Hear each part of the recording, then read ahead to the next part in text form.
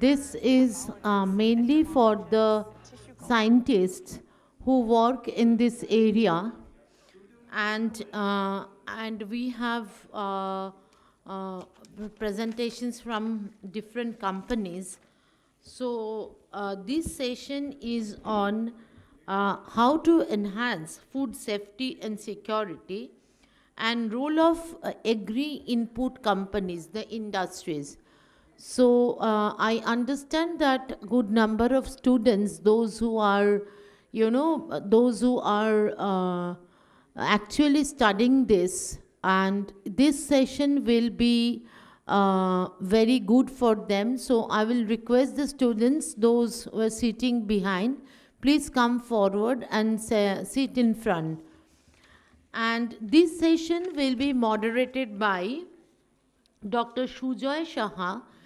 Dr. Shaha is the principal scientist, plant pathology, ICAR, National Research Center for Grapes in Pune. I will request Dr. Shujoy Shaha to kindly come to the stage, and Dr. Shaha would moderate the session.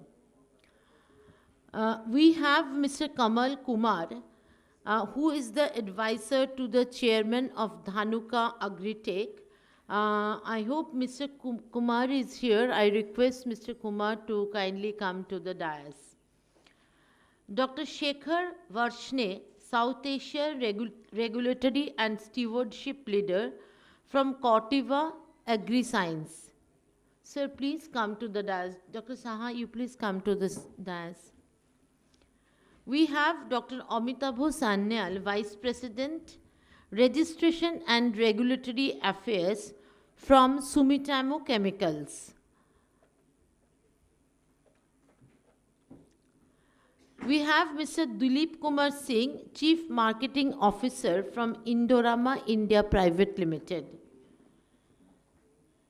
Dr. Sonal Ranjan, Assistant Director, Central Insecticides Board and Registration Committee, CIB and RC. Mr. Yuvraj Chopra, Country Advocacy Lead from Ag Solution, BASF. And Mr. Mathur, Head, National Marketing and Commercial Business Unit, IPL Biologistics Limited. Now I will request Dr. Saha to kindly commence the session, please.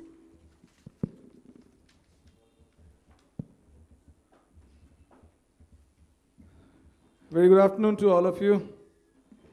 I know maybe because of the late lunches and all, you are a bit drowsy and all. So I would still request a response from the audience. Good afternoon, everybody. That's better. Okay, so this is a session perhaps which is of utmost importance when we talk about food safety and food security. The reason why we need to understand food security, I think all of us know that we have come a long way right from the days of PL 480. A time when we had to import grains, and those were all substandard grains. So I think many of us were not born at that time. Some maybe. Dr. Pal could be a part of that time when he had seen this tough times in our country. So still from then onwards, we have come a long way. That's what I said. And today, when we all sit down over here, I would like to ricochet on the words of our respected Prime Minister, if you remember. At the time of COVID, when COVID broke out, the first statement that he gave was that we'll make sure that nobody dies of starvation. Nobody dies for the lack of food. The reason or the confidence he got it at that time was perhaps the Green Revolution, the work of the scientists, the work of the industry, academia, so many paraphernalia added together. So today, when we stand together at this particular moment of time, we need to understand that food security and food safety is perhaps the prime important area as far as the national security is concerned, as far as the health is concerned. So keeping that at the backdrop, I would like to welcome all my respected panelists who have been contributing in this arena for quite a long time. And when I talk about food, I would like to, first of all, guide my first question to Mr. Dilip Singh from Indorama India Limited. The reason, of course, is that Indorama is an organization which has a big role to play as far as fertilizers are concerned. And we all know the importance of fertilizers as far as the production of food is concerned.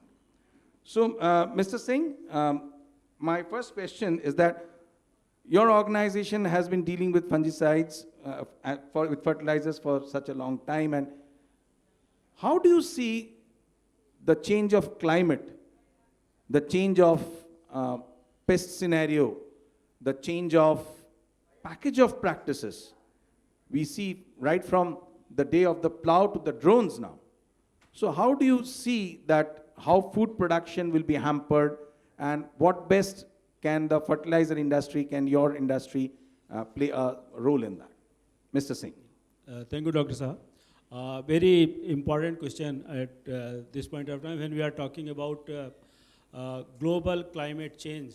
And we are seeing a very indefinite pattern of rainfall or rising temperatures, cold winters. So everything is changing if you see from the last 10 years and now here. You see the agriculture or the crops are a photothermosensitive kind of thing. And climate is a very important factor for its for a country's productivity or survival of the crops. And if you see that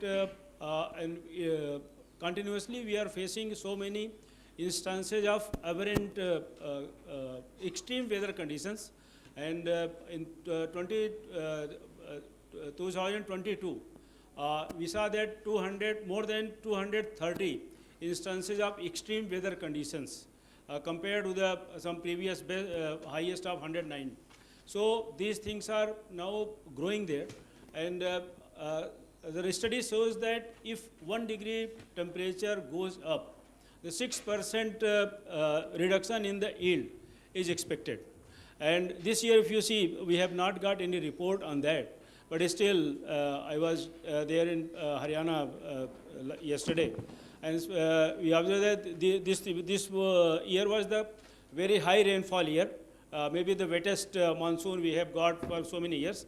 And Punjab and Haryana, they are facing an extreme loss in the yield. Maybe more than 10%, some areas, they are reporting that. So, but at the same time, and this is going to be a permanent phenomena, I see that, because of so many things happening globally. So climate change is there. And for that matter, but we are fortunate that despite of all these things, if you see this year, the temperature in the March was rising, and we are thinking, everyone was anticipating that there will be a yield loss to the wheat crop. But I will give you a big applause to our scientists who bred the climate resilient varieties, which could help us to gain a highest yield during the last year, 332 million tons. And we have come across the since the independence, if you see that, we have gained such sufficiency in our food grain from 51 million tons to 332 million tons. But still, the climate change is going to be a threat, and the Indorama or other companies, they are doing their work. So maybe best fertilizer management, balanced fertilizer management, that could be one of the options that will create a resistance or some immunity to the cropping systems, where the plant can sustain some stress conditions. And even then the scientists, they are coming up with a very good varieties. like in the rice, Sona Sabnam, which is flood tolerant variety. So there are the varieties, scientists, everyone is working to bring it, to ensure that there is a food security despite of climate changes. Thank you, Mr. Singh. I mean, that was a good, what should I say, opening statement made by you. Keeping that at the backdrop, my next question will be towards Dr. Shekhar, who represents Cautiva. So, Shekhar, can you just elucidate a point that we have been talking about food security. So, can you amalgamate your thoughts of food security and food safety in the context of Indian agriculture? Thank you, sir. Thanks to the Bengal Chamber of Commerce for this opportunity, and it's a wonderful audience, the esteemed speakers here. I would limit my inputs towards crop protection because I belong to crop protection industry. Food security as a whole, we are self-sufficient in foods as on today. If we talk about self-sufficiency, 350 million ton we have crossed this year, last financial year figures of the government of India. But that's probably, we should not be over-complacent because there are many areas in various crop productivity wherein we are lagging behind. If I talk about, let's say, we are in rice number 2 globally in the rice production, but if it in terms of productivity per hectare, we are close to more than 52nd ranking globally. So those are the aspects I think we should introspect as a country, as an industry, as a government. Together we have to come forward for the interest of farmers. Similarly, if I talk about, let's say, cotton, our productivity is somewhere around 475 kg per hectare. If we compare with China, it is more than 1900, so more than 4 times they are. Similarly, if you talk about soybean, it is somewhere around 1200 or 1100 kg per hectare in India. If we compare with Brazil, it's 3 times than us. Similarly, if you talk about, let's say, many crops. So I'll not go into the details, but the idea is the food security, we have to work together to increase the productivity of our farmlands. That would serve purpose for the food security, and crop protection industry as a agri-input would play a critical role. And I would say the regulatory, because this session is also on the regulatory front, so I will also limit my inputs towards that. So the regulatory agency, Central Insecticide Board and Registration Committee, they are playing playing a pivotal role for regulating these crop protection chemicals. We call them pesticides, and they are working day and night, and their hard work is really accomplished and acknowledged at various forums. Similarly, we talk about food safety. We have an organization called Food Safety and Standards Authority of India. Recently, in the session of in FAO Rome, last week they were there. The FSSAI was representing India, and the FSSAI has been re-elected now in the executive committee of the Asia board for Codex. So that's a wonderful, I would say, accomplishment. So that's a re-election. So they were earlier also they're on the same position, and now unanimously they have been re-elected in the executive board. There were 3, Dr. Alka Rao was in the morning session. She was mentioning about food safety efforts, towards the industry, toward the benefit of farmers, and towards the country as a whole. In this Codex session, she also mentioned about it that in this Codex session, 3 Codex committees, India were a part of working groups. The Codex Committee on Fruits and Vegetables, Codex Committee on Spices, Codex Committee on Method of Analysis and Sampling. They have also, the efforts of India were acknowledged towards food safety in giving some definition of reference standards she mentioned about in the morning also. Coming back to, these are the accomplishments, but then again, we should not be complacent, with our achievements. So there are a lot to do in terms of whether it is maximum residue limit. She mentioned about in the morning that 31% issues in the trade are linked with crop protection chemicals, the over, limits or maybe some trade rejections, whatever. These are the areas wherein, we should look at, and FSSAI is having a scientific panel on pesticide residues. They are doing a wonderful job in establishing the maximum residue limits of the pesticides. So these are some of my inputs, some achievements, some introspection we should do, and industry is always ready, to come forward for any support required for these government agencies, CIB and RC and FSSAI. Thanks. You're right. I mean, thank you, Shekhar. I mean, within your statement, I heard a couple of federal organizations, me being a part of one of them. So one, of course, is CIBRC. Without that, food safety cannot be even visualized. We need to have pesticides. We need to have safe use of pesticides, MRLs, Codex, FSSIs, so many things into being. So I have the right person in front of you who is going to speak on that. So Dr. Rajan, my next question will be towards you. And what role, I mean, let's say in general, I'll come to the nitty-gritties later, but what role in general do you think CIBRC has got to play? I mean, Shekhar just now said that it plays a pivotal role. Agreed. So how do you think that it plays a pivotal role as far as Nourish India is concerned, keeping in theme of this, with this session?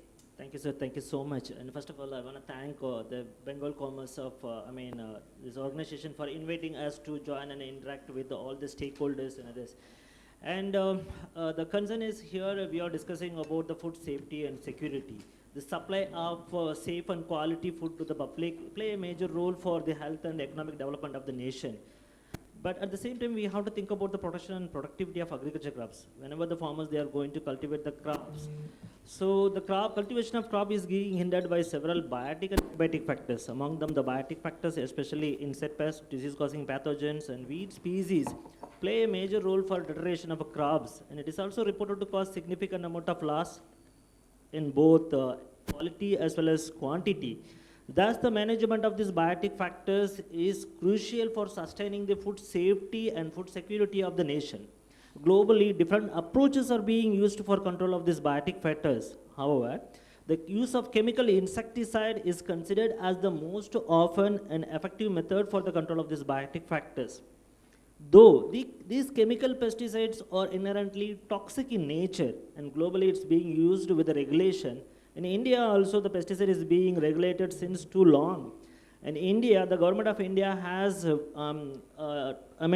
the act that it is called as the Insecticide Act 1968 and Rule 1971. So based on this act and rule, the the pesticides are being regulated in India. So in order to regulate this act, the government of India has constituted a body that it is called as a CIB and RC. So most of the people, they may be thinking that CIB, RC is a single organization. It's not a single body. It's a two different body. Number one is a CIB and another one is a RC. CIB is a Central Insecticide Board. The chairman of the CIB is the Director General Health, Ministry of Health and Family Welfare. So this Central Insecticide Board is mainly working on the matter related to the manufacture, sale, trade, support and distribution of pesticide in view of safety of human beings and animals, in addition to any other communication to the state and central government. Whereas in a registration committee, the function of the registration committee is entirely different.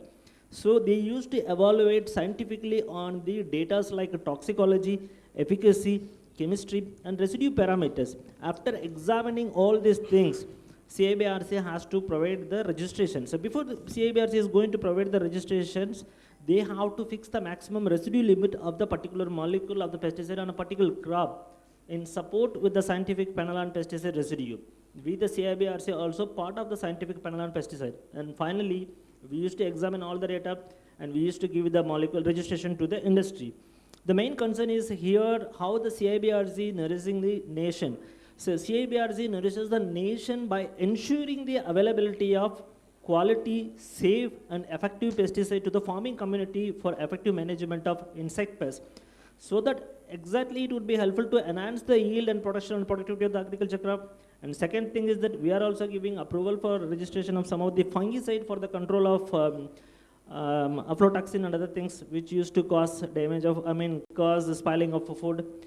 So overall, CIBRC is mainly involved for maintaining the food safety and food security of the nations. With this, we have framed a guideline, and we always have a discussion with the stakeholders to regulate the guideline and other things. So in this regards, once again, I want to mention clearly from here, CIBRC, the regulatory agency, is mainly involved for the regulation and registration of pesticides, especially in the point of view food safety and security of the nation. Thank you so much. Yeah, so what Dr. Rajan has rightly pointed out, that biotic factors are the major issues as far as the overall quality and the quantity being reduced. In the recent years, we have seen locusts, we have seen tuta absoluta, we have seen blast in wheat in West Bengal, parts of West Bengal. So, the instances are many. In fact, most of the diseases and insect pests that you see in our country, a simple one is late blight. It was never present in late blight. It was never present in India. It came from Netherlands. So many, and there the chemicals play a pivotal role, the major role. Now, complementing that, I would like to guide the next question, or throw the next question towards Mr. Rahul Mathur, who is representing IPL Biologicals. Now, how do you visualize the use of biologicals with the chemicals? That's point one. And secondly, in the same thought, you can also answer that if biologicals have got an extra USP and extra mileage, or maybe an additional mileage with the chemicals for the control of these biotic factors, because that's very important to us nowadays. If you look into it, just now Dr. Rajan mentioned, Shekhar mentioned, that we are looking into quality stuff. So obviously residue, Vandana was there in the pre-lunch session, where she also highlighted about the MRL issues. There are so many issues. So how do you think that biologicals can play a role in this particular paradigm? Thank you, Dr. Saha, for this very important question.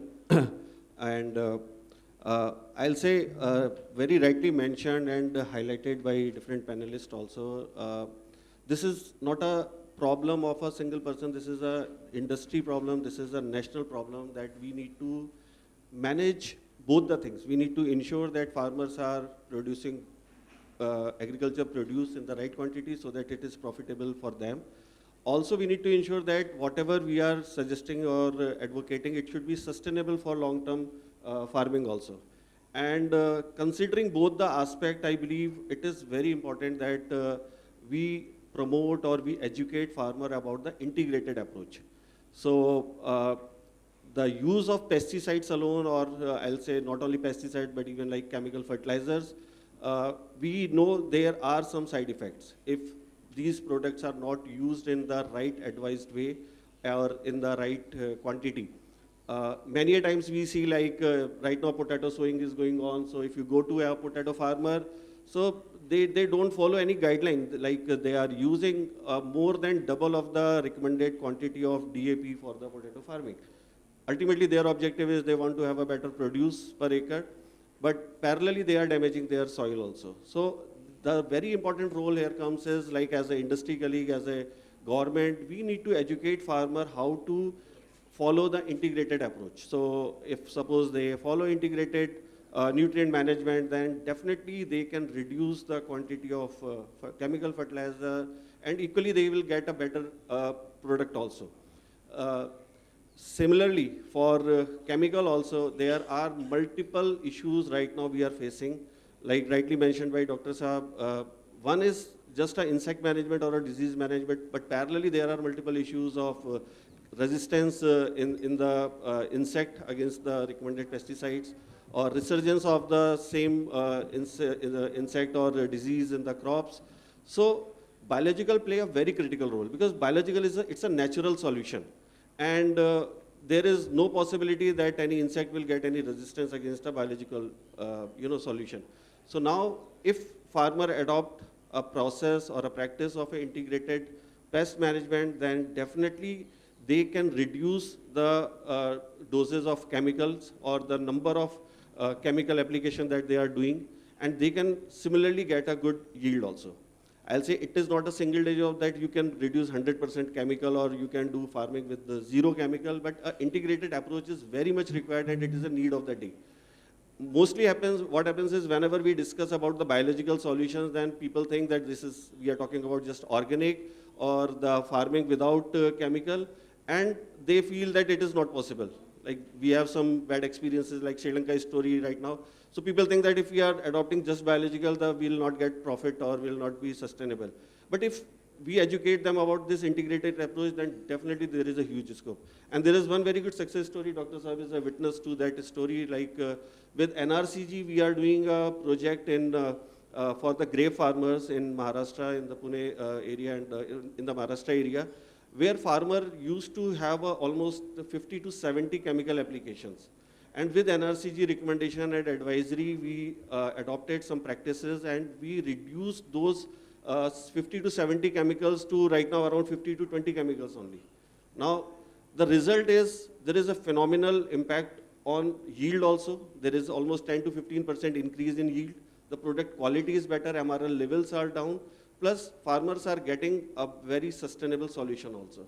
So I'll summarize that this is a solution which should be integrated with the chemical so that ultimately farmer is not losing his profit and the agriculture farming is becoming sustainable.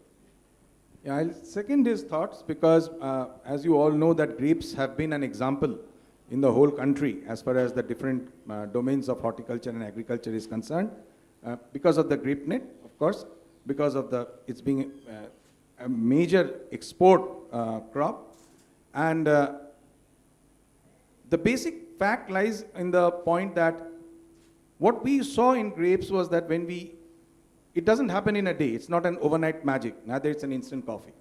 So it took a long 7 to 8 years to bring that 60 sprays to 15 sprays. So that took time, but yes, the studies are successful. We are documenting that. We have got a request from the PMO office to send that document to the PMO as well. So we are in the process. Our respected DG, Dr. Emil Jack, was also very vociferous about this particular technique because the use of microbes are coming up to the fore in a big way. So when I talk about grapes and when I talk about European Union, when I talk about stringency, Dr. Sanyal is here who is going to be the right person for my next question because he has been in this particular domain for such a long period of time. So, we see every day some new regulation in the European Union. And I need not to, highlight this in this August audience. In the year 2019, when we are reeling, when we are flabbergasted sort of at our homes fighting the grasps of COVID, one fine morning we saw that mancozeb has to be banned. So 2019, today is 2025. Unfortunately, European Union could not do it because of the strong advocacy which the industry, all my friends out here have done, along with the very strong support from CIBRC, that we cannot leave mancozeb from our package of practices. So I'll put that as a backdrop, and I'd now request Dr. Sanyal that what do you think about these stringent conditions in the European Union? What do you think about the exports getting affected vis-a-vis our economy getting jittery? So I would tell him to highlight on this particular issue. Dr. Cha, thank you very much. First, I would like to thank Bengal Chamber of Commerce for inviting me in this program. Before going into the Europe, I want to talk about the food safety, why we are sitting here. When you go to a farmer, he is growing vegetable like brinjal or chili. We ask them how many spray you did. He will tell 10 to 12 spray I did it. Next you will see another field, a small field, ask him what for this field is. He will tell it's for my consumption. Then you ask them how many spray you did it. You say maybe 2 or 3. So that's the kind of situation today. Farmers, for getting the better price, they do large number of spray without thinking the food safety for us, okay? When they sell this product, before going to the market, they do spraying again. He feels it's become fresh. But just before selling this product, he's spraying agrochemicals. Now, what next? It comes to the restaurant. If you go for the morning walk, I am the person who look carefully, you see the restaurant, they do not wash the vegetable. The straight way the pesticide is coming to your plate. That's the place food safety, MRL, and tolerance limit comes. So if you ask me, is the failure of our extension worker who does not do their job, and it also includes the industry. We are not able to educate the farmer for our food safety, for our own health. Now, we are lucky in the dais, we have a very eminent CIB RC officials. I don't want to leave this opportunity to say something about the MRL and tolerance limit fixation in our country. Now, everyone knows Brazil is a lovely, they play very nice football, but their GDP, Brazil GDP, 30% depends on agriculture. And our agrochemical largest market is the Brazil. And all industries try to reach Brazil, and there is also a robust registration system. There is also a robust MRL fixation system. Sir, I want to tell you in Brazil, the agrochemical manufacturer, they submit 3 different dossiers. One goes to the Ministry of Agriculture, one goes to the Ministry of Health, another goes to the Environment Protection Department. Now, MRL fixed by the Ministry of Health, and they forward their recommendation to the Agriculture Ministry. And Agriculture Ministry finally gives the recommendation to the producer. So if that kind of system, if we are able to implement in our country, certainly it reduces the time frame, certainly it helps in food security, certainly it helps to maintain the label claim and the compliance issues of agrochemicals. Number 2, each label claim, probably you know that pesticide has to be sprayed when it is approved on a particular crop. Other crop you are not supposed to spray. So each label claim costing us as on date 50 to 70 lakhs rupees. It takes 5 years time. So you understand how much resources required to have an approved crops. If you see today in Europe and US, we try to copy many things. If you go to the Google, you see the Europe level. 30 to 40 label claims are there in US as well as in Europe. They do not generate the bioefficacy data. 2/3 of our expense drastically comes down. What they do, industry, what they propose, they accept this as a gap, then they do the residue studies, then the crop has been approved by the authority in Europe, in EU Commission, and in the US, it's an US EPA. So in our country, what happens? Being a research-based company where I work in Sumitomo Chemical, we do the in-house testing, we do the gap, then we go to the universities. If you ask me, 99% result remains the same. If you ask me why I am generating this data, without any additional benefit. So my suggestion would be that, if it goes from this committee to the CIBRC or maybe FSSI, that when the company proposes the gap, there should be one location, one season efficacy study, to confirm the findings. If the product doesn't work, farmer will not buy it. So that's one suggestion. Number two is like minor crops. We do not spend money because there is no business case. And each cases we require 50 to 70 lakhs. That's the biggest problem for MRL and tolerance limit for minor crop. So for spices, registration committee and FSSI had made a relaxed guideline. My suggestion would be that if the same relaxed guideline can be made applicable for minor crops, that will be quite helpful for the country as well as for the industry, certainly for the food safety complying the tolerance limit. Now coming to Europe. Now, Europe and India, there is a big difference in agriculture. You will get surprised, for last 4 years, there are not a single registration of agrochemicals in Europe. That's the situation today. They do not want pesticides. So what is happening there, they want mostly the food item from different countries. They want to get their people exposed to the agrochemicals. More or less, we are the people, feeding them, exporting the material. Obviously, we are also getting good price. Now, Europe, after certain years, there will be the renewal process. And the data requirement is so high, company does not get the profit to invest that kinds of data generation. So registration gets cancelled in Europe.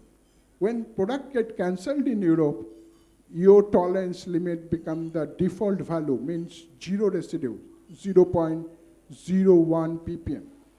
In that situation, exporting the commodity or agricultural crop is very difficult for us.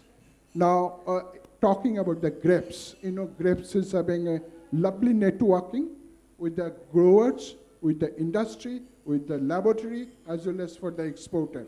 But it's not happening for basmati, it's not happening for apple, it's not happening for tea.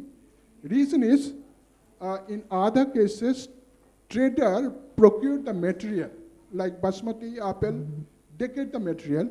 Farmers does not know which country it is going. Farmers doesn't know that which agrochemicals is approved on those countries.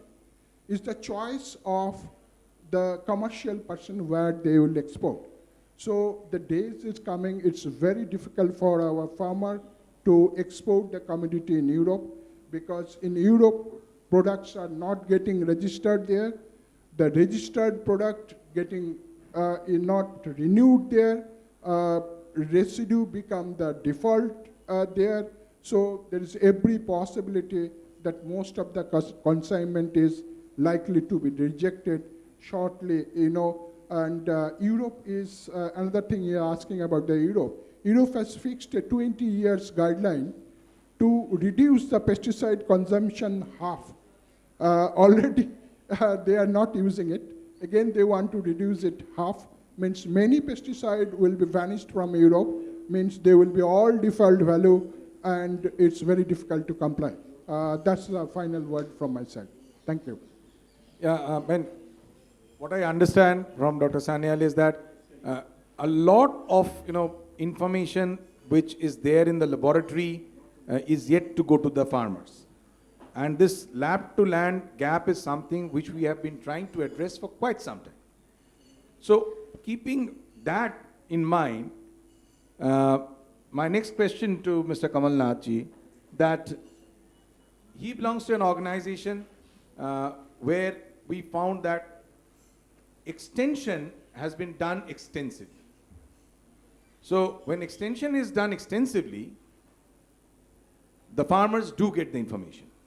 So right from the days of Hoshangabad project, which his organization was involved in case of cotton, if I'm not wrong, till now they have been doing a lot of work in the field with the growers, not only to educate them with pesticide molecules, but also to bridge this gap, pulse being one of them.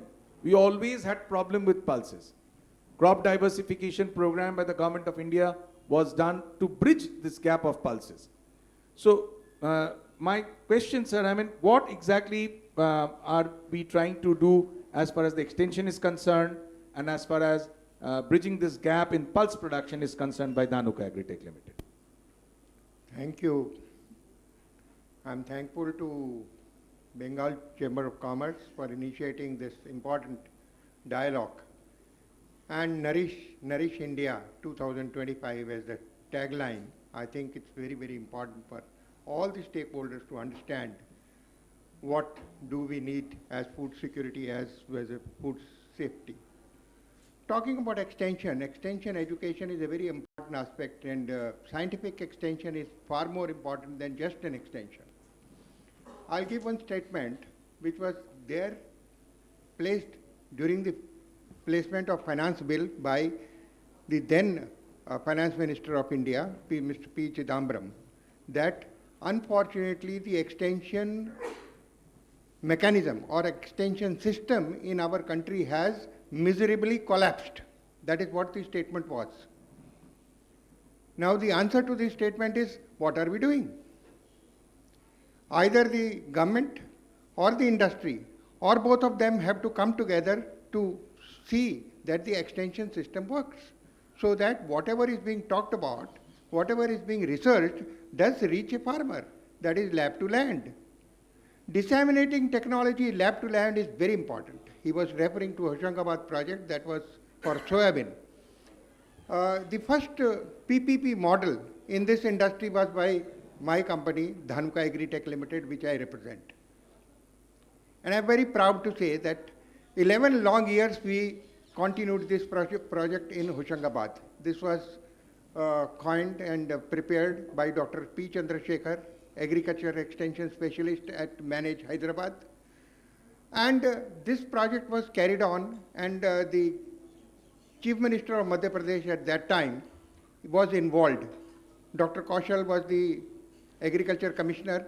He was also involved. And we all started to take a model project in Hoshangabad district. And the end result was that 30% yield increase was there for the soybean farmers. Now, this is one area where the entire industry also should look forward to bringing this kind of concept of agriculture extension through PPP model, which is a workable model for all of us.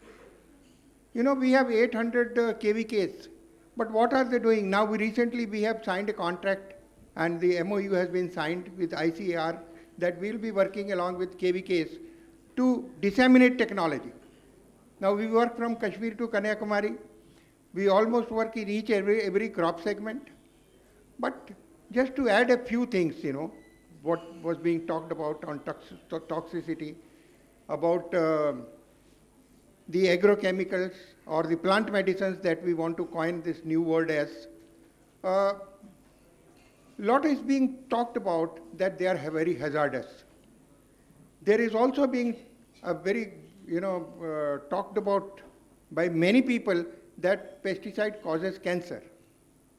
Now, a pesticide toxicity is referred to by the LD50 value, oral or dermal. And product like ethopenoprox from the green chemistry,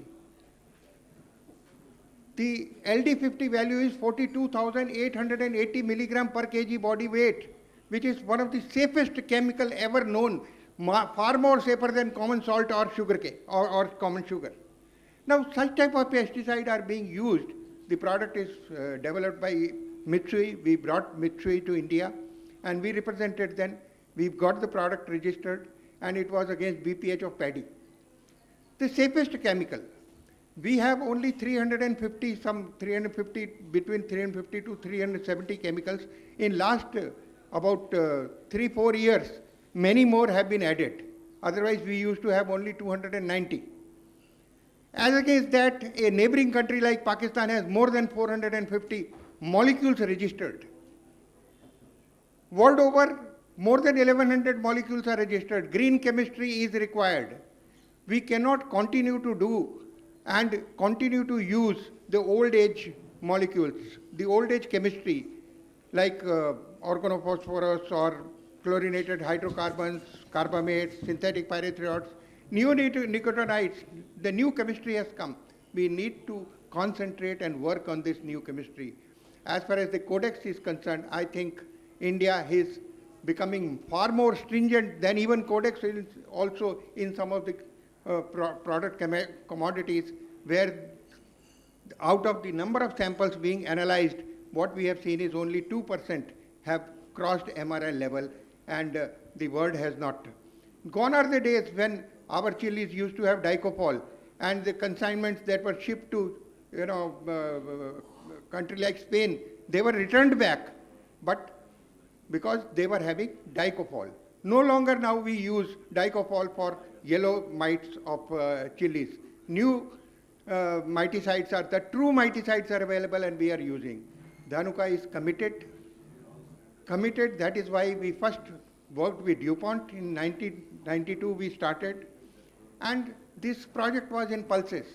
I was closely involved, and I think each and every district, maybe more than 10,000 farmers. Personally, I worked in Gulbarga district only, working on pulses, that is pigeon pea, Kajanas Kajan.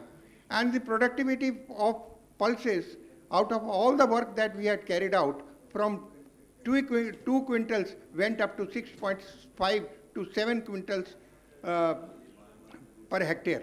Now this is the kind of increase that we have. One only problem was there, and that was Helicobacter armigera, which was unable to control.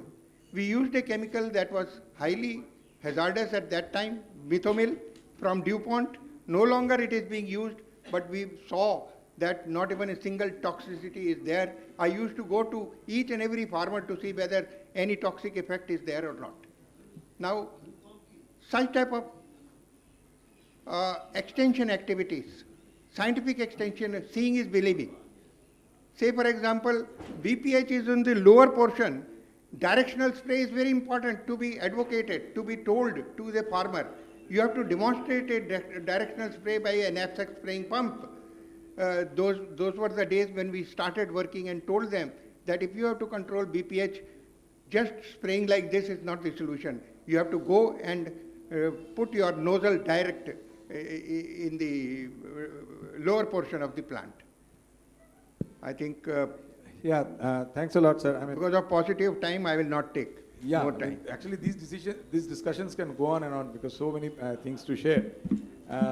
But basically, what we understand when we talk about ethofenprox, we talk about azoxystrobin, the cresoxymethyls, which are basically safe fungicides.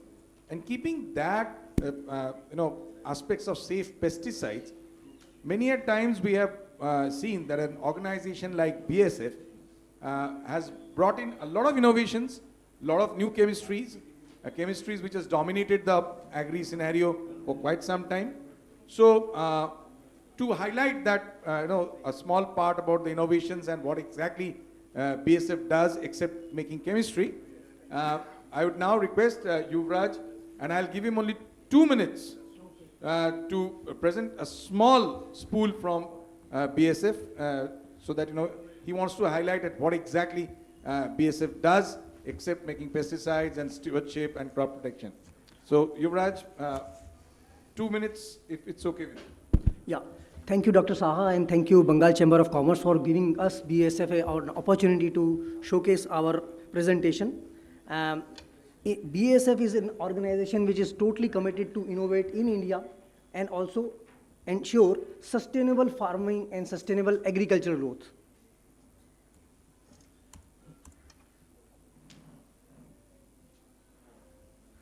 So we are here in India not for decades, but now it's almost 125 years since we have been operating in India.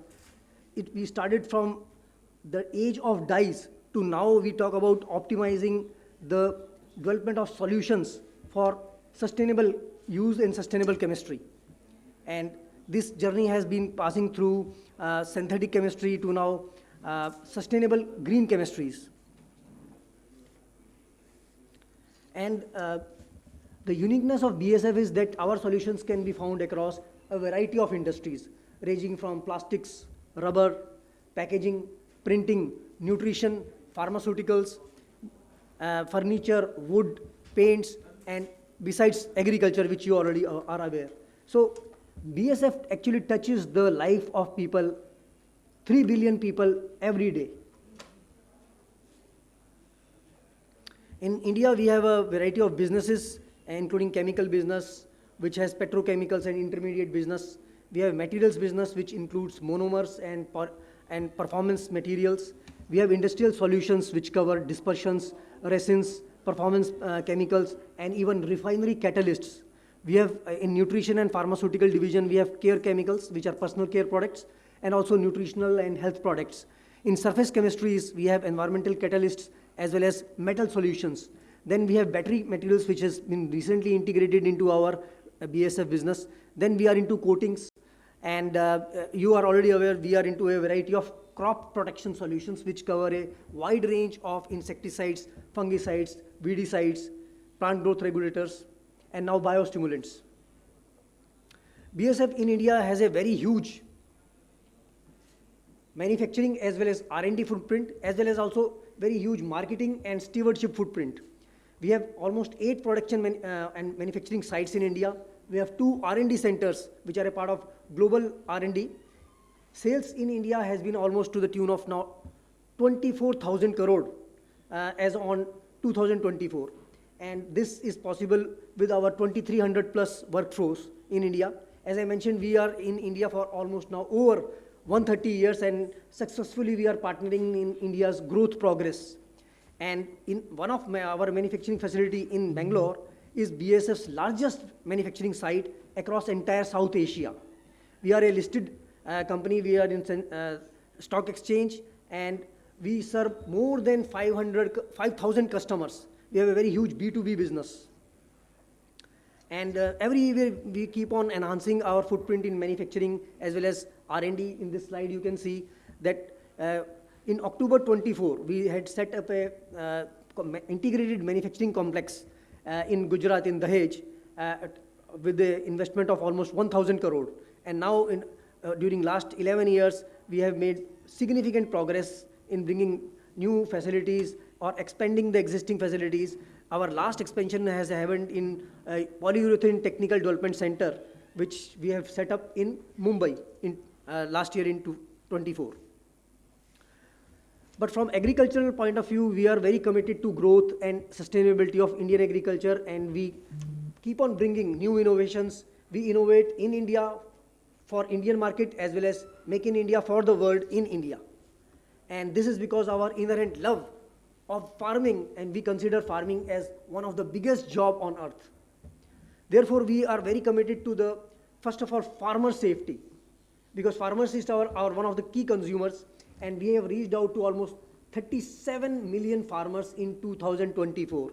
More than 820,000 farmers have been trained by us on safe use practices. We have trained almost 37,000 women farmers across entire countries length and breadth of agriculture production. And we have trained over 117,000 spraymen, engaging with over 3,300 channel partners. And it's not ends here. We even start training from student onward. For example, students of agriculture universities, more than 56,000 students of agriculture universities we have trained on safe use practices. And in all these training programs for farmers to academicians, we have also involved agricultural extension department. So even extension departments, more than 5,700 government officials have been trained. We have also done extensive digital outreach. So now we can proudly say that we have over 64 million digital subscribers over YouTube, Facebook and all. And we are also pioneers in bringing personal protection equipments. So until 2025 March, we have already sold 240,000 personal protection kits. We call it Sanrakshan kits. And we keep on doing a lot of CME programs. One was till now I was talking about safe use practices with the users. But in case of untoward incident of unintended poisoning, we also proactively train medical fraternity on diagnosis, treatment, and management of accidental agrochemical poisoning. And these kind of programs we do directly with the medical universities as well as also in collaboration with DST. So all in all, we can say that we are committed to bring new, safer, low dose products in India. Thank you very much. So this is a very brief profile about BSF. I was given 3 minutes, so I think that's over. Thank you, Raj, for sticking to the time. This is perhaps something in which we are the weakest. We don't stick to time. So now, before we move to the next question, I mean, we are already in the paucity of time, so we will be trying to wrap up our sessions. I would just like to direct a question to Dr. Rajan before we move on to the one-liner rebuttals. CIBRC, I've been, we get a lot of, I won't say complaints. They are like, grievances that registration gets late. Dr. Sanyal on my left, Yuvraj, Shekhar, all out here is going to give me that same question. But let me try to tell you one more thing. The proactive role that CIBRC plays in case of grapes. And Yuvraj will be saying a yes to that because of the new molecule of insecticide which is there in grapes now. They were the ones who gave us 9 ad hoc registration for a year when the growers required it. They are the ones who supported us with ethofen. They were the ones who supported with imamectin benzoate. So many of them. Yes, the time taken perhaps is more. And the time taken perhaps is more is because of what Dr. Sanyal said. 14 sprays for the market, 2 sprays for what I eat. So there has to be an acid, stringent, tough screening of the chemicals which finally your children, my children, our parents are going to be. So we have to be very, very stringent. Talking about Brazil, I was seeing a presentation a couple of days back.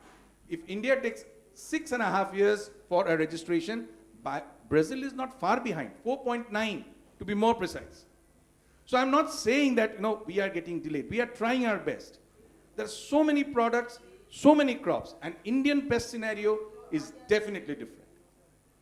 So keeping this at the backdrop, and just a personal anecdote which I tell in almost all meetings.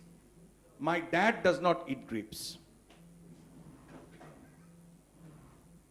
I work in National Research Center for Grapes. My dad does not eat grapes because he says only one line, you spray a lot. So it's as simple as that. So we need to change that mindset. And that's where the industry comes with us, which BSF comes, Sumitomo comes, Bayer, Syngenta, everybody. So keeping that at the backdrop, I would request Dr. Rajan to highlight what are the steps they are taking to expedite the process of registration.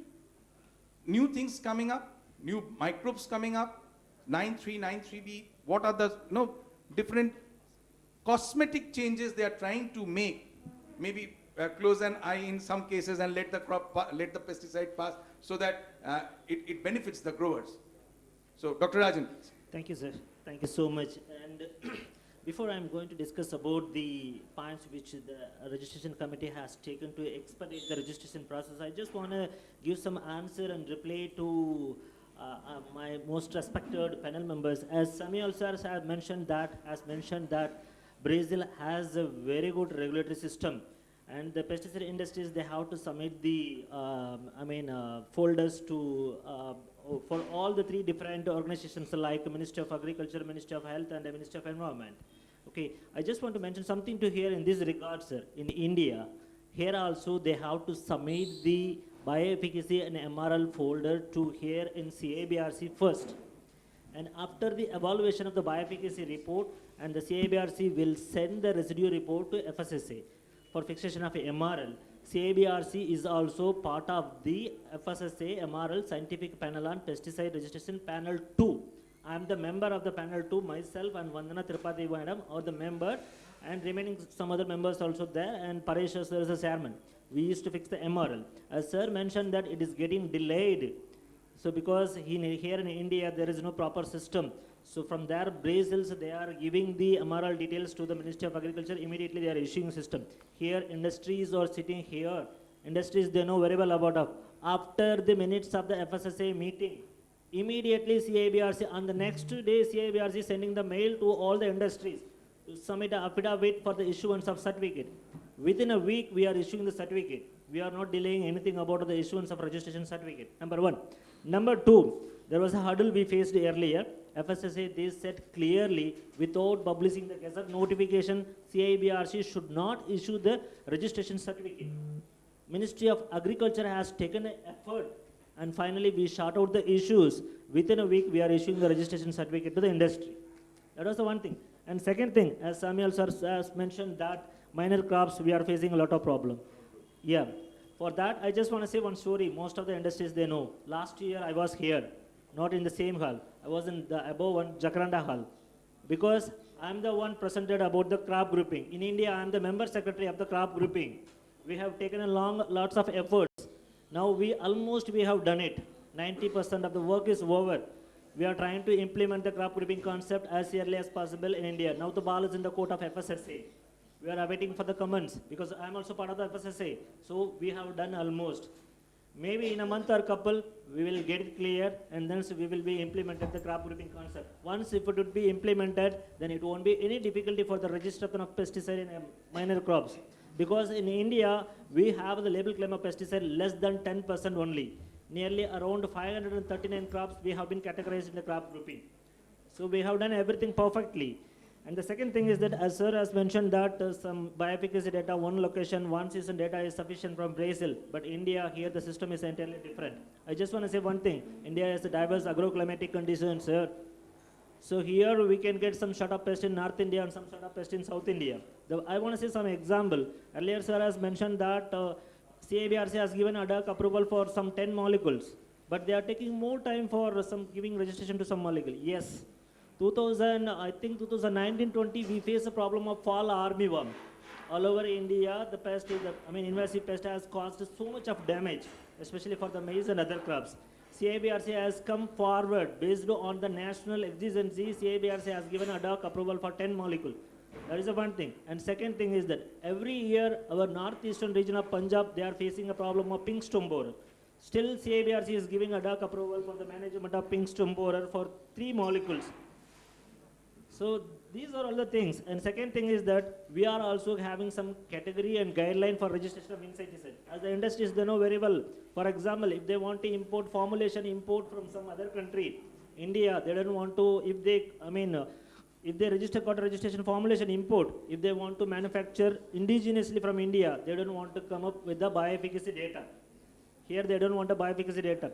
And the second thing is that in 427 RC itself, RC has given a relaxation for the bioefficacy data generation for the technical, to enhance the registration of technical. We are proactively working, and we are closely working with the stakeholders and international organization also. Okay, now the question. As sir has mentioned that some sort of registration had happened 6.5 years. And where is the problem? We have to identify the reason why it's happening so delayed. Okay, so I just want to say one thing. If we get a complete report, why we want to keep the file for more than 6 years? I am the in charge and head of the bioefficacy entomology unit of the CIBRC. Right now, I have the file which industry they have submitted on 2024. Recently, our registration committee has given a direction through the Ministry of Agriculture. The maximum period should be 18 months, 1.5 years.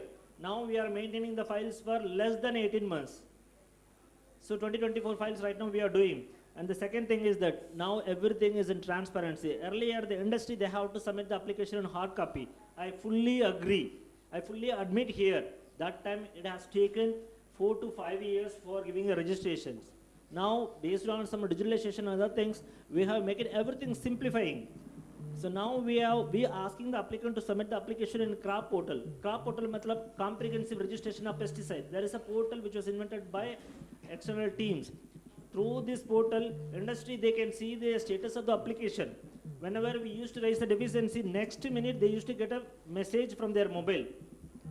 So once if you have completed the file, they can get a message. So everything now is in a transparency. And the third thing is that we are giving a priority. As sir has mentioned that if we will go for the use of insecticides, that may cause some development of resistance, resurgence. Yes, that's true. I'm fully agreeing. In this point of view, CIBRC is encouraging and giving priorities for the new molecule. If someone is coming with a new molecule, we are giving a priority for scrutiny of applications, and that application should be completed within 12 months. In addition to the new molecule, as industries don't know very well, for seed treatment molecule, for nematicides, we are giving a priority. And the next one is, so we also make some simplified guidelines. If industry, they want to import some of the pesticides, so we are giving an import permission. In addition to that, if they want to conduct a research trial and test purpose, within a week we are issuing the import permit through RTT form C. As industry, they know very well. And the third one is that, sir, the RC also periodically they are reviewing the,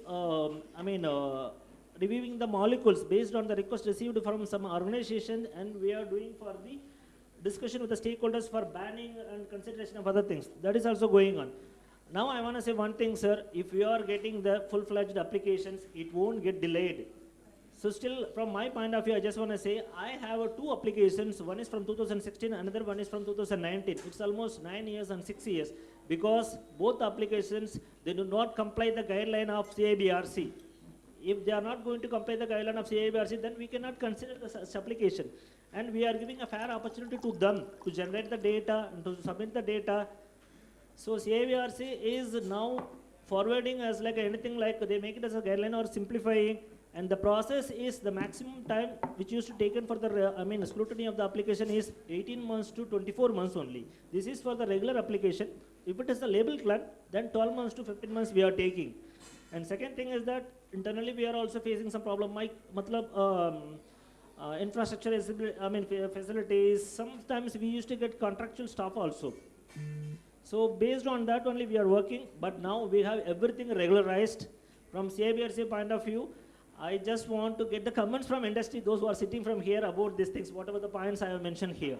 Thank you, sir. Thank you so much. Thank you. I think these comments can be discussed in Faridabad. No pun intended, Dr. Rajan. I think we had a pretty exhaustive session looking into the different domains. But before we wrap up, I would just request the panelists to give me a one-liner conclusion of their thoughts. Just a liner. Maybe I'll start with Shekhar on my left-hand side. It won't take much time because we have one more session. So just a liner that what you want as far as food safety and security is concerned. I've spoken enough on food security, so let's say for food safety, it's a time for biologicals, it's a time for biopesticides, biostimulants, and let's come forward. India as a country has a big responsibility towards farmers. So let's come forward to, have a benchmark for the globe that we can do something, extraordinary in the space of biologicals without leaving crop protection. So let's have a good mix of both the things. And I feel proud to mention that Corteva has invented a good kind of nitrogen fixation bacteria, which works on foliar. So, I won't take time to go into the details, but then let's be a pioneer in giving the right example to the world that we can integrate both biologicals and crop protection together as an integrated pest management. Thanks. One liner from Mr. Dilip Singh, please, Indorama. From food security point of view, good news is that as a Niti Aayog report, we will be food grain surplus by 2030. So the good news is that, but at the same time, as we discussed, the climate change and other challenges are there, and some sort of solutions lies still within us, and we can do all those MRL and everything can be addressed with proper nutrition. And at Indorama, we have developed a premium crop package for all crops. And when we are applying it with a complete package, the pest infestation is least in the applied crop. So application of pesticides and everything is very less. At the same time, production of the crop is very good. And we have laid down some demonstrations on various crops, like sugarcane we have done, and we are expecting the 50% yield increase with low pesticide applications and likewise for the paddy crop also and everything. So there are solutions available and we can address that. At the same time, when we are comparing India with Brazil, we cannot do that. I have opportunity to be in Brazil 4 months back, and the kind of 100 acres, 100 hectare farmer is considered as a small farmer. So that is beyond comparison. So, but India is a very diverse country, as Rajan said that, different climatic zones, and we have a very big challenge to handle because of the affordability of the farmers and the diversity of the cultures. So anyway, but I'm compliment scientists and everyone, all stakeholders, that we have come a long way in our food security, and I think we are capable of handling the growing population, which will be 1.6 billion by 2030, and we will have a food surplus there. Dr. Sanyal, one line. It should not be a paragraph. There's no paragraph. It's only suggestion to Bengal Chamber of Commerce. Continue to doing food safety conference, at least for 2 days, with the CIBRC officials, FSSI officials, and National Research Center of ICR. So they are the main stakeholder. Unless we get into a harmony of all the stakeholders, will not be able to achieve our objective. That's my session. That's all. Thank you. Yeah, Mr. Chopra. So thank you very much. So India is no longer a country of 1945s or 1970s. The research potential of country has grown leaps and bounds. So now we are already called pharmacy of the world. I look forward to a situation where India is also called the capital of new agrochemicals, which means renewed interest in research, renewed interest in bringing new molecules from India for the world. And I'm very thankful to Government of India, particularly CIBRC, for bringing progressive guidelines and fast-tracking the registration of new molecules. Sir, the only thing which I wanted to add here was that since we are now 4th largest economy, and somebody from the panel also told about the food surplus which country is producing, therefore, I believe that it's now right time for us to create a world-class framework for regulatory data protection, which will create a new forum for bringing new molecules by multinational companies as well as homegrown research-based organizations. Thank you. Mr. Mathur, one-liner, please. Thank you, sir. So I'll say in terms of one-liner, as industry, as different government bodies, and different regulatory bodies, what I'll say is in IPL we use one-liner, which is for farmer we say whenever we promote our product, aapke aaj aur apno ke kal ke liye. And I believe that is a statement we all should try to follow, that whatever we are doing, we should consider farmer and soil, both things on our top of the mind. Whatever we are doing, it should help farmers solve their immediate problem and their long-term problems also. Because if we just focus on the immediate problem, there are problems like we talk about sustainable farming and those things, so those will continue there. Those problems will continue. So wherever possible, let us join hands together so that we can solve immediate problem and we can provide sustainable future solutions. Thank you. I think Dr. Rajan has made a statement, but Only one line, yes. sir. Yes. So the discussion about food safety and food security is the need of the hour. Now we are discussing, we all will work together to supply the safe and quality food to our future. That's my statement. Thank you.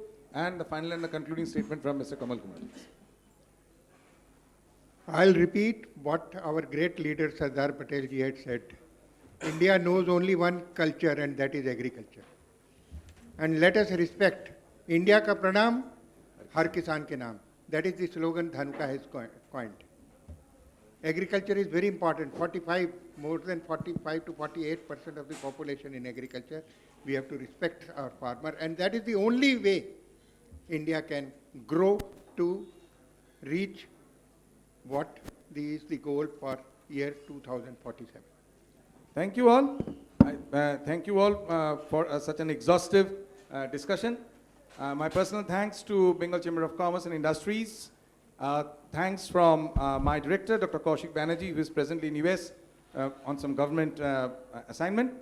So NRC grapes have been thriving, as you all know, to do a lot of work regarding pesticides, biochemicals, bioanalyticals, whatever. We are always there with the growers. We are always there with the industry. We are always there with the stakeholders. We hope to meet, as Dr. Sanyal has said, soon once again. See you all. Jai Hind.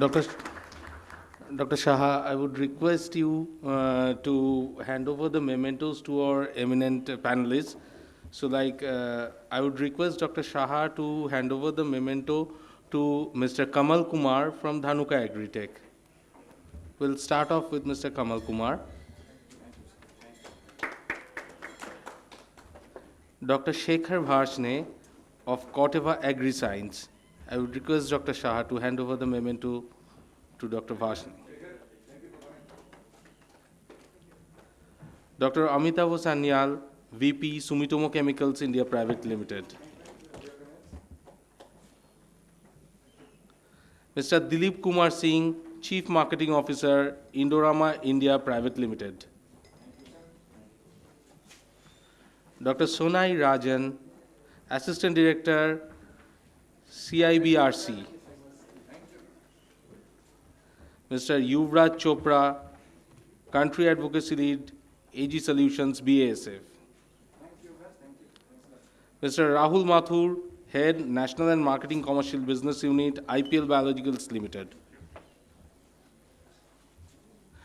I would request, please don't leave the dais. I would request our National Chairperson, Mr. Jayanto Chakraborty, to hand over the memento to the moderator of the session, Dr. Sujay Shah. He is the man who conducted the session so well. We got a lot of inputs from this session. Yeah, one group photograph of the panelists. We'll start off with the next session.